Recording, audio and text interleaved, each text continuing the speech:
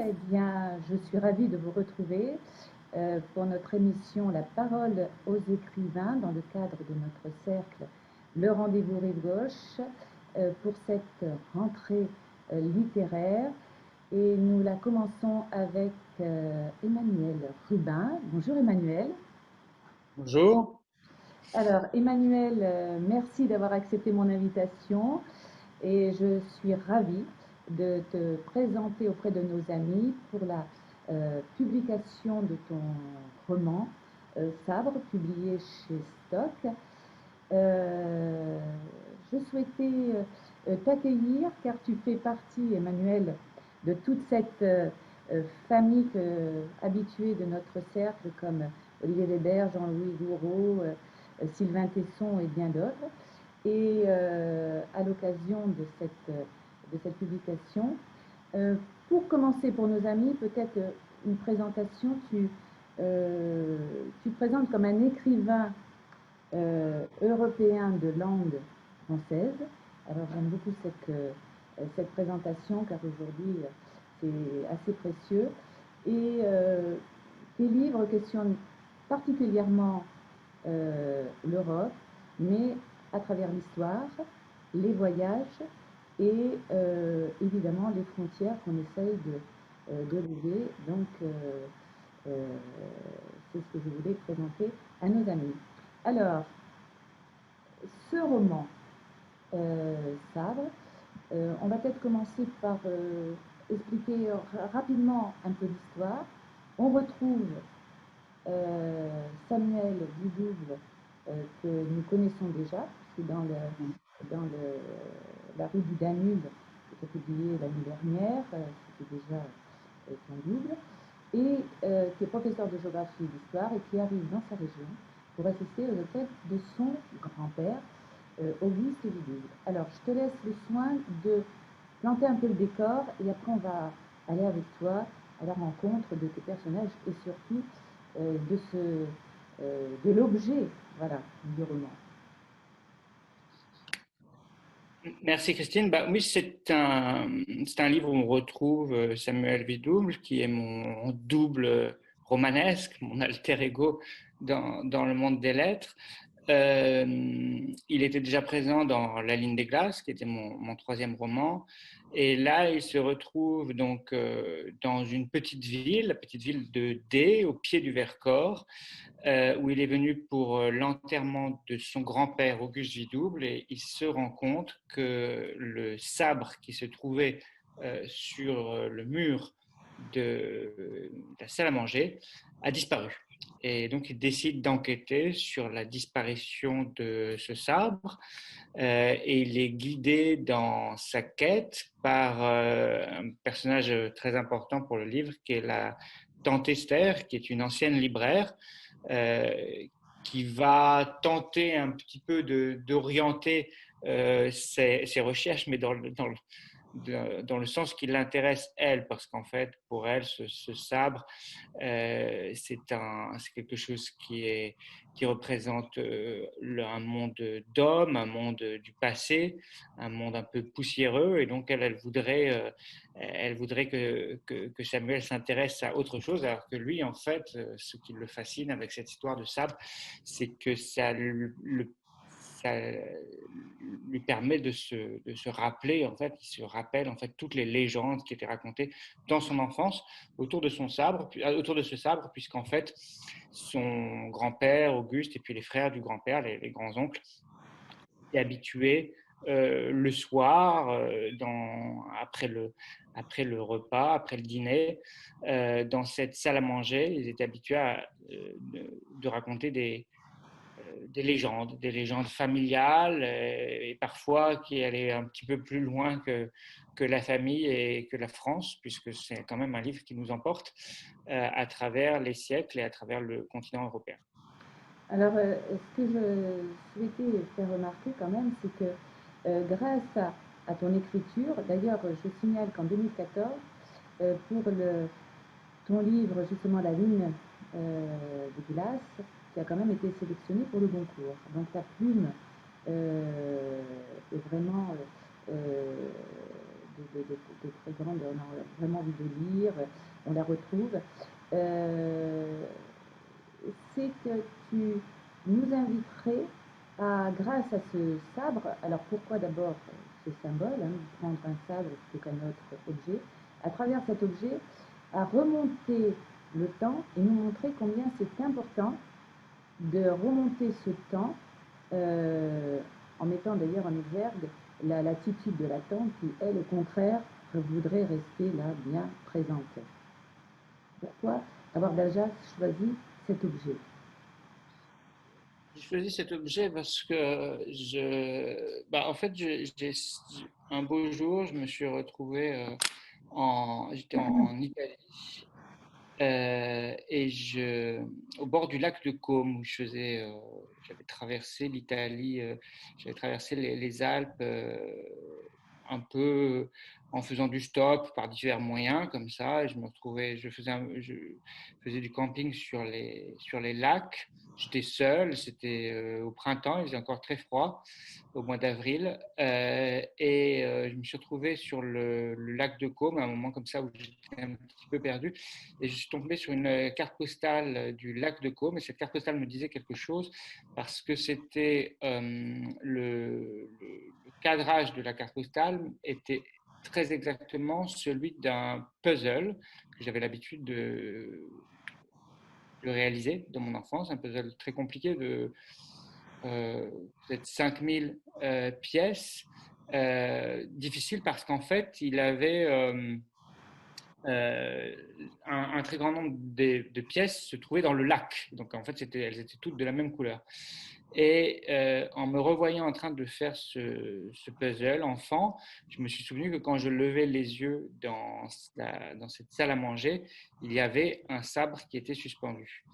Là, je me suis dit à partir de ce moment-là que ce serait un bon départ en fait pour un roman, puisqu'il me permettrait en fait de reconstituer le puzzle familial, le puzzle de la famille, le puzzle aussi de toute une histoire. C'est une histoire française. Ce livre, c'est une saga. C'est une saga française, enfin franco-germanique, et qui se matinera un peu d'Algérie dans un deuxième volet à paraître en 2022, puisque là, en fait, c'est le premier volet d'un diptyque. Le deuxième volet s'intitulera Chandelier. À travers Sabre, j'ai voulu raconter, en m'inspirant en fait de ma famille paternelle, j'ai voulu raconter un peu quelle pouvait être l'histoire d'une famille comme ça protestante, française, mais très liée à l'Allemagne, au monde germanique. J'ai voulu raconter un peu ce destin d'une génération d'hommes qui sont nés tous dans l'entre-deux-guerres, hein, puisque le grand-père Auguste et ses frères sont nés dans l'entre-deux-guerres. De même que dans Chandelier, je raconterai plutôt des femmes, puisque du côté de ma famille maternelle, les récits sont venus plutôt à travers des femmes qui, elles, venaient d'Algérie. Et donc du côté de cette famille juive d'Algérie, de Constantine. Donc le dé se transférera à Constantine et le sabre deviendra un chandelier. Belle lumière. Alors, est-ce que ce serait finalement, pour nos amis, un livre sur une quête de ses origines, d'où on vient, donc à travers, et pour le savoir, souvent il est dit que l'histoire nous rassemble et la mémoire nous divise, hein, même une mémoire familiale à travers ce qu'on peut nous raconter, c'est toujours forcément déformé. Est-ce que c'est une quête des origines et en même temps démontrer qu'on ne peut pas avancer dans nos vies aujourd'hui, quand on est adulte, sans connaître finalement d'où nous venons. Est-ce qu'on a vraiment ce besoin?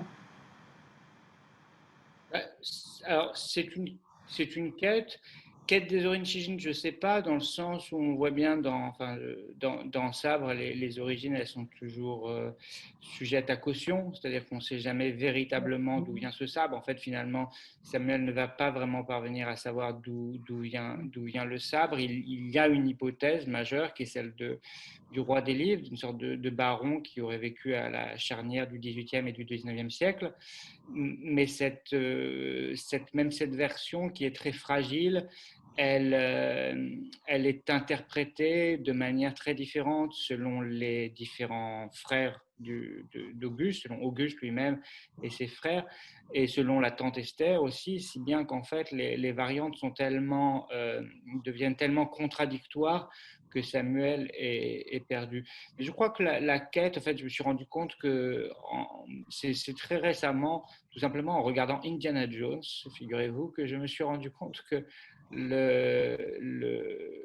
cette question de quête, c'est tout simplement la quête du Graal, en fait. C'est l'origine de la littérature française, puisqu'en fait, les romans de Chrétien de Troyes fondent la littérature française.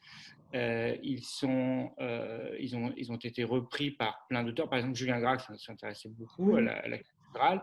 Et de même, Indiana Jones, c'est la même chose. C'est-à-dire qu'Indiana Jones, il recherche toujours un objet. Il se focalise comme ça sur un objet perdu et il ne parvient jamais à le retrouver. Si on regarde la dernière croisade d'Indiana Jones, à la fin, le Graal lui échappe. Et donc, l'objet va toujours échapper, ou la vérité sur l'objet, la source, l'origine de l'objet échappera toujours à Samuel. Mais ce qui est le plus intéressant dans tout ça, c'est la quête, finalement. C'est la quête, oui.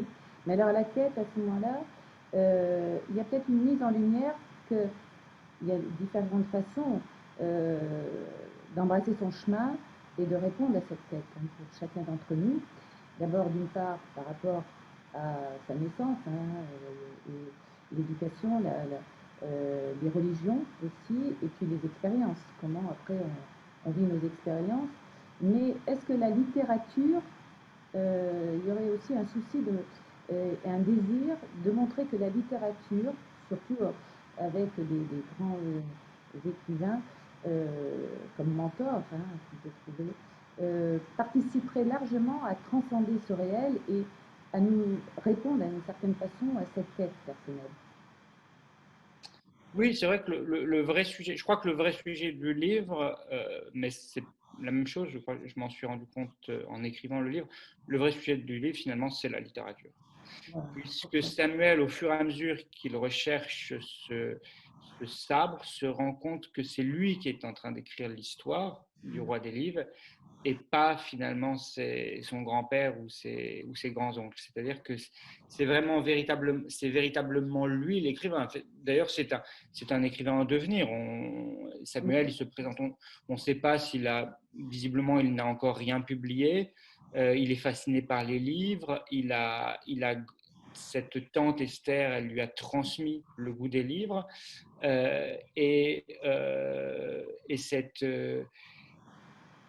elle essaye comme ça de le désorienter, de lui faire comprendre finalement que le livre est plus important, que la plume est plus importante que le sabre, que la plume est plus importante que l'épée. Mais lui, il ne le comprend pas. Il a besoin de retrouver un peu cette épée, ce sabre.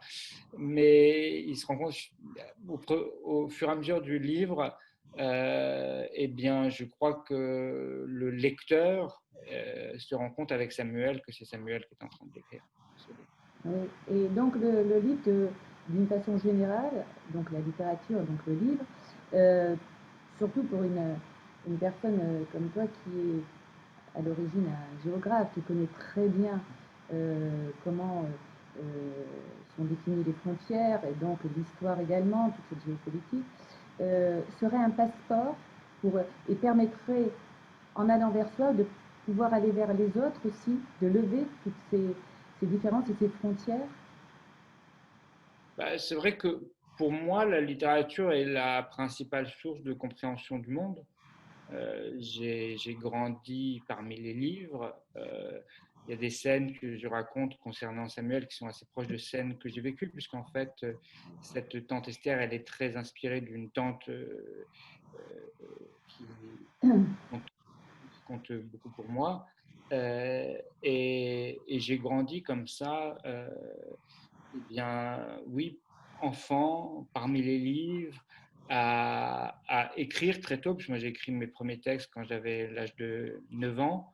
Et tout ça étant très lié aussi à la géographie, puisqu'en fait, ma première tentative littéraire était finalement la description euh, complète et de plus en plus fouillée, et allant quasiment jusqu'à l'échelle, jusqu'à la grandeur nature, jusqu'à l'échelle 1-1 d'un archipel imaginaire qui s'appelait la Zintari, et qui apparaît d'ailleurs là dans le livre, mais qui apparaît en fait dans tous mes livres. Euh, En fait, tous les livres que j'écris partent d'un archipel, d'une matrice, d'un archipel matrice, qui est cet archipel de la Baltique, parce que véritablement le premier roman dont je me suis senti satisfait, que j'ai envie de partager, d'envoyer à des maisons d'édition, s'appelait Un archipel de la Baltique, et contenait en fait tous les livres à venir. Et j'ai compris qu'il fallait le découper en morceaux, en faire véritablement un archipel au sens physique de la chose, c'est-à-dire que maintenant c'est devenu un archipel de livres. C'est là que j'ai compris que c'était le seul moyen de le publier, c'était de faire ça, d'en faire plusieurs livres. Oui, c'est évident. Et donc, euh, euh, si la littérature participe ainsi à cette entente, j'allais dire, euh, du monde, est-ce que il est nécessaire, comme tu le fais, d'y associer tous ces voyages? Parce que c'est vrai que nous sommes admiratifs de... Bon, tu as remonté le Danube, tu fais l'Europe à vélo. Euh, Tu as besoin de ce contact, je dirais, charnel, quand même, avec toutes ces régions, avec ces terres. C'est-à-dire que oui, j'ai tellement grand. Enfin, voilà, moi j'ai grandi. D'un côté, j'avais un pied dans la littérature, puis l'autre pied, il était sur une pédale de vélo. Et c'est vrai que le vélo a été aussi pour moi, ça a été l'autre grande manière d'appréhender le monde. C'est vrai que si je ne parlais que de la littérature, ce serait insuffisant, puisque très tôt, j'ai commencé à faire des grandes randonnées à vélo, j'ai fait de la compétition cycliste. Et là, j'ai découvert aussi tout un monde, avec de même qu'il y aurait il y a un langage, il y a un patois de la littérature, que, par exemple chez Jean Giono, qui, que je redécouvre là, que je fais ressurgir à travers ce livre, parce que j'ai connu des gens, certains qui sont encore vivants aujourd'hui, qui parlaient comme des livres de Jean Genot, mais j'ai aussi côtoyé le monde cycliste. Et par exemple, hier, je faisais du vélo hier matin, et j'ai retrouvé toutes les expressions cyclistes qui, pour moi, sont aussi un langage, c'est une forme de littérature, pas toujours très fleurie, mais en tout cas passionnante. Et c'est vrai qu'ils m'ont appris aussi à déchiffrer le monde, à déchiffrer sa géographie. Et j'ai eu, quand j'ai voulu, en fait, j'ai aussi une grande passion pour l'Europe qui se retrouve dans ce livre, qui est un livre, je crois, européen. Vous avez dit que j'étais un écrivain, que je me définis comme un écrivain européen de langue française. C'est vrai que c'est très important pour moi. Je me fiche complètement d'être un écrivain français, ça ne m'intéresse pas. La nation n'est pas quelque chose qui m'intéresse. Ce qui m'intéresse, c'est l'Europe, parce que j'ai toujours vécu enfin, mentalement, j'ai toujours vécu une forme d'hybridité, c'est-à-dire que j'inventais des,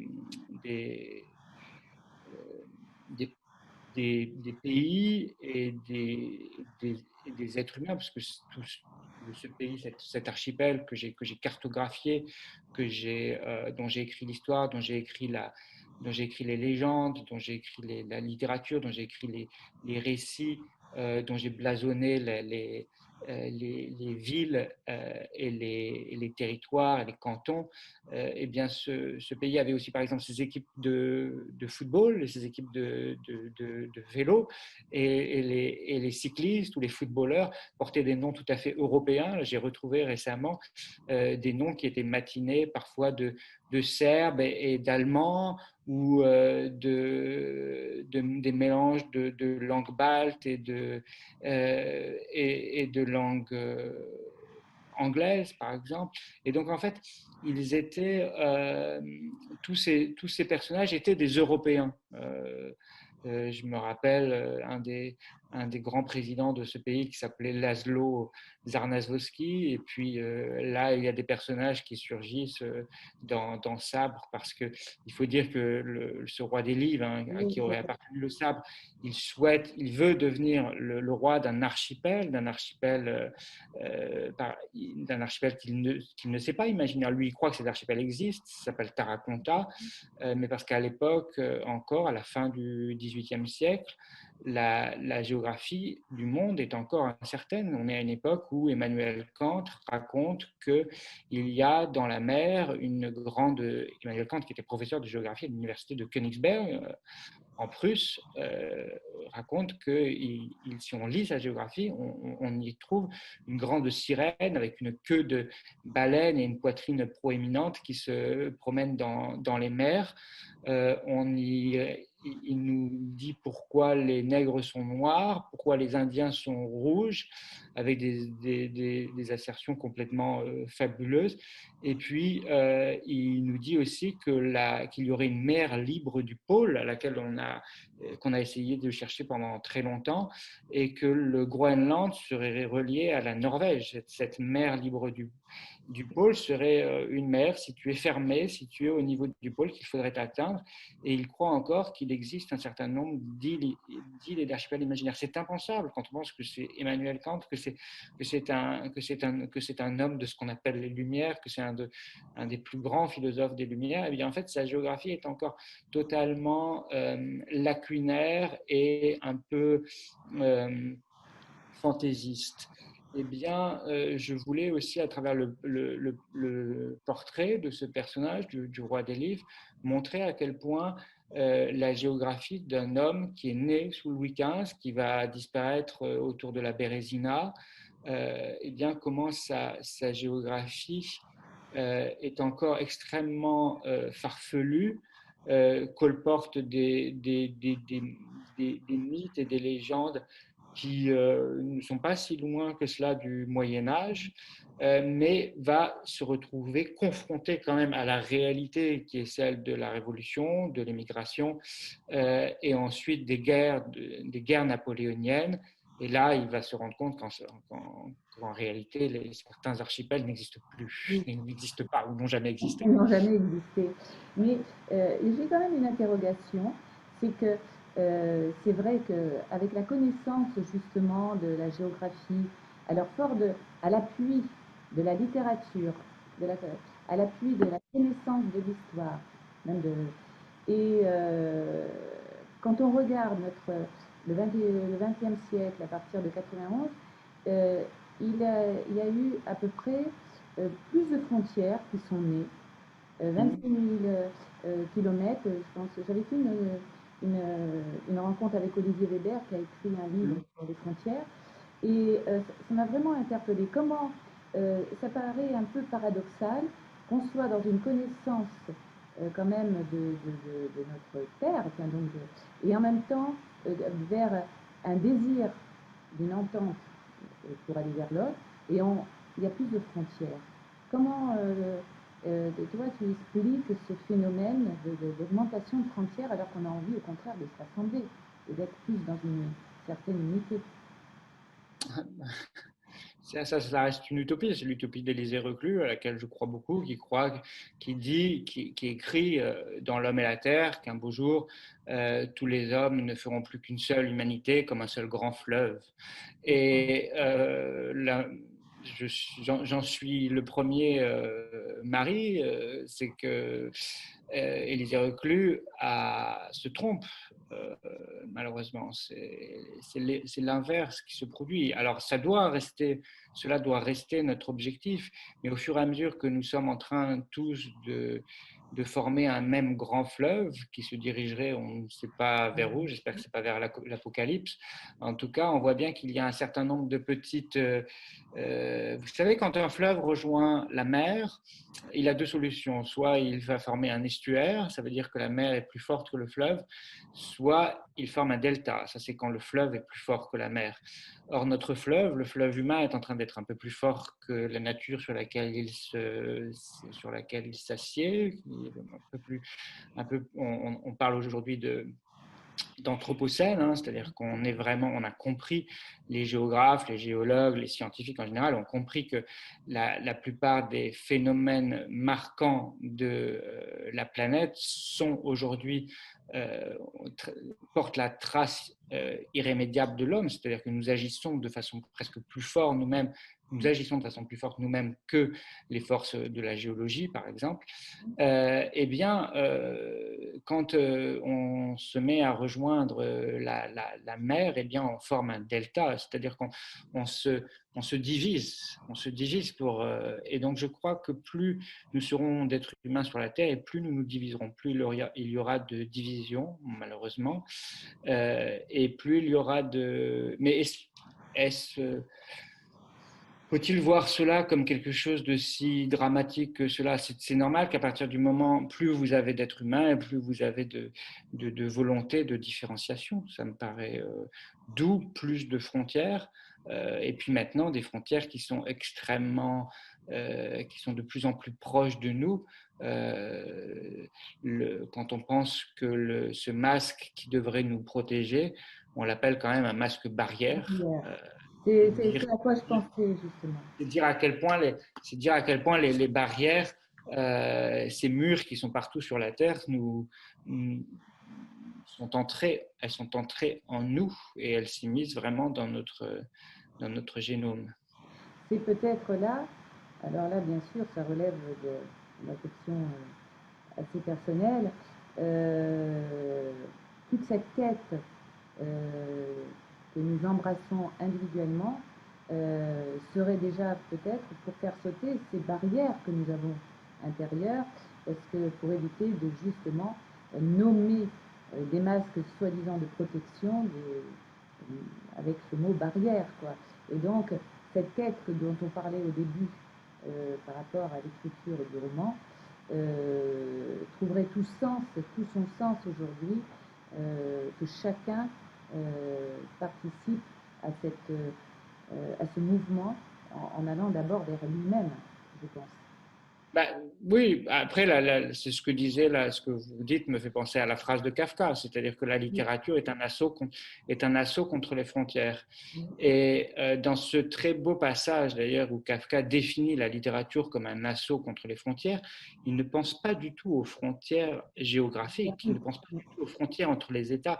Il dit la dernière frontière terrestre, c'est la peau.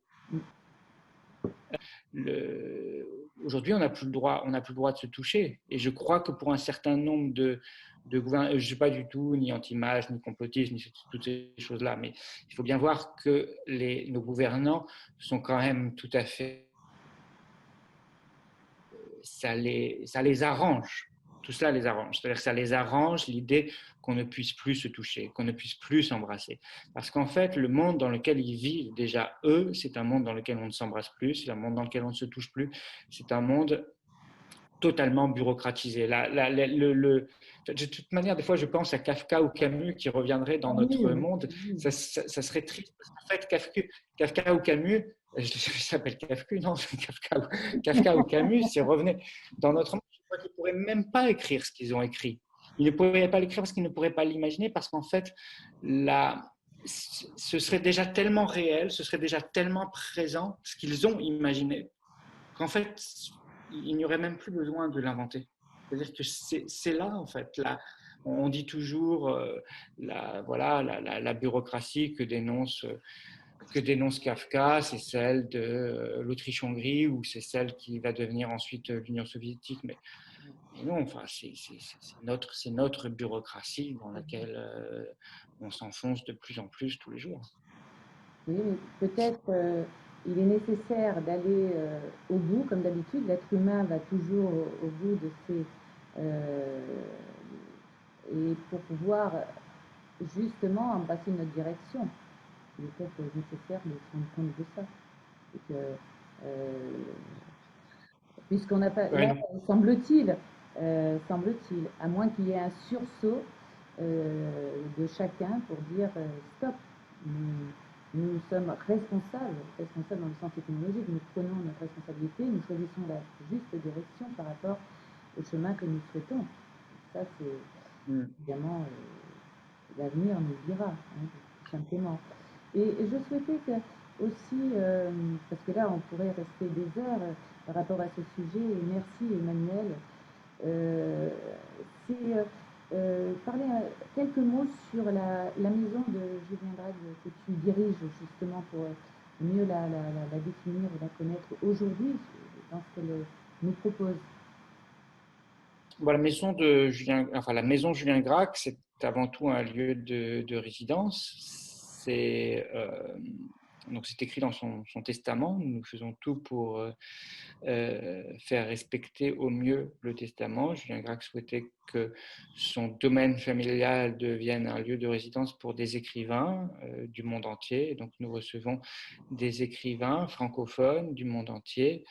Et cela toute l'année, donc avec 3 appartements et 3 bureaux distincts qui sont mis à disposition de ces écrivains qui perçoivent chacun une bourse. C'est important, hein. J'estime qu'un écrivain ne s'arrache pas de son lieu de travail pour ne pas être gratifié en retour. Et cette bourse est aussi fait aussi en échange d'activités de médiation qui sont menées par les écrivains donc sur place, avec des rencontres avec le public, mais aussi dans des établissements scolaires, dans des prisons, des hôpitaux, voilà, Oui, donc, euh, dans toute une série de lieux. Puis après, c'est un lieu qui se visite, qu'on peut visiter du mercredi matin au samedi après-midi, avec également des visites guidées qui sont organisées. C'est un très beau lieu qui est vraiment situé au pied de la Loire, enfin au bord de la Loire, avec avec deux bâtiments distincts, quatre jardins en terrasse, des jardins en terrasse comme on en voit dans l'Anjou qui descendent vers la Loire. Et puis nous organisons aussi des expositions d'art contemporain et puis surtout un festival qui a lieu tous les 2 ans et qui s'appelle Les Préférences. les préférences. Donc là, il aura lieu l'année prochaine, Il aura lieu le dernier week-end de septembre 2021. 2021. Donc, pas d'incidence par rapport à tout ce que nous vivons en ce moment. Bah, j'espère qu'on en Bah non, mais en sera sorti. septembre 2021, on sera sorti voilà, de tout ça. Ben, je l'espère, mais je ne Non. sais pas. Emmanuel Rubin ne peut pas être sceptique. Non, c'est pas possible.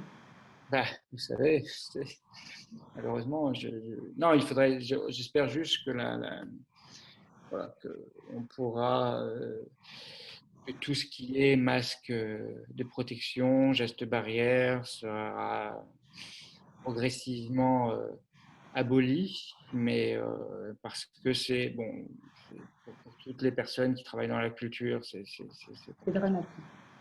C'est compliqué. C'est pas, on est, disons que ça retire trop de plaisir aux rencontres. Mais je sais pas, hein, à vrai dire, hein. Moi, je suis de nature plutôt optimiste normalement, mais je sais pas si en septembre 2021, là, il y en a des gens, enfin, on pense déjà que pour le printemps 2021, on n'en sera pas tiré. Vous savez, les années passent très vite et je ne peux pas le Personne garantir. ne peut le savoir aujourd'hui, évidemment. D'où être bien, bien continuer notre propre quête, lire les romans. Merci Emmanuel.